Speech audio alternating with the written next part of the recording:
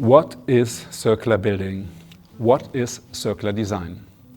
Circularity receives a lot of attention. Nonetheless, we are still at the beginning of working on circular principles and their large-scale application in the building sector. There are still many open questions, controversies and contradictions. For example, should we choose to dematerialize or rematerialize? Should we opt for durability or for constant change? Should we aim for flexibility or for minimizing material input?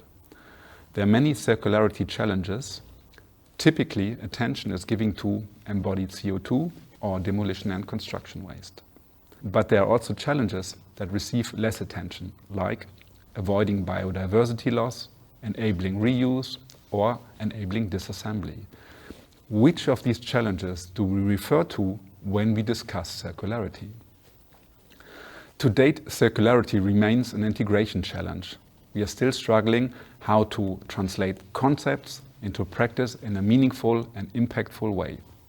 Drawing on science and technology studies and Michael Cullen's idea of translation specifically, I introduce the framework of translation to explain how the concept of circularity is continuously transformed within contingent, complex and dynamic architectural design practices as buildings materialize.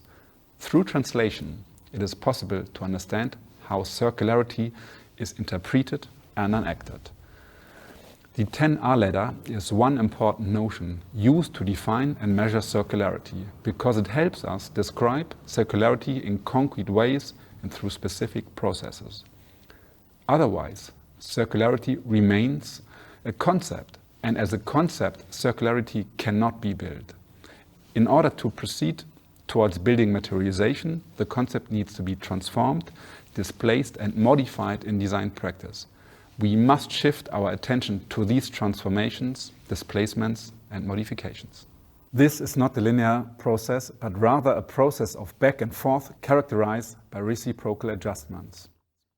Understanding the process of translation and building design practices can be facilitated by asking ourselves a few simple questions. First, at the outset of the design project, how are circular challenges defined to inform and guide the design process? Second, how are these challenges then transformed into particular design targets and goals? Third, how are these targets subsequently transformed into design and technological strategies? Fourth, how are design strategies expanded and materialized? And finally, do they perform as predicted? I argue that the framework of translation helps to explain how the concept of circularity is continuously transformed within contingent, complex and dynamic architectural design practices, as buildings materialize between different actors and elements. This way, we can avoid oversimplifications like, is it circular or is it not? Translation provides a set of valuable principles, mechanisms and vocabulary to navigate and better understand these messy worlds.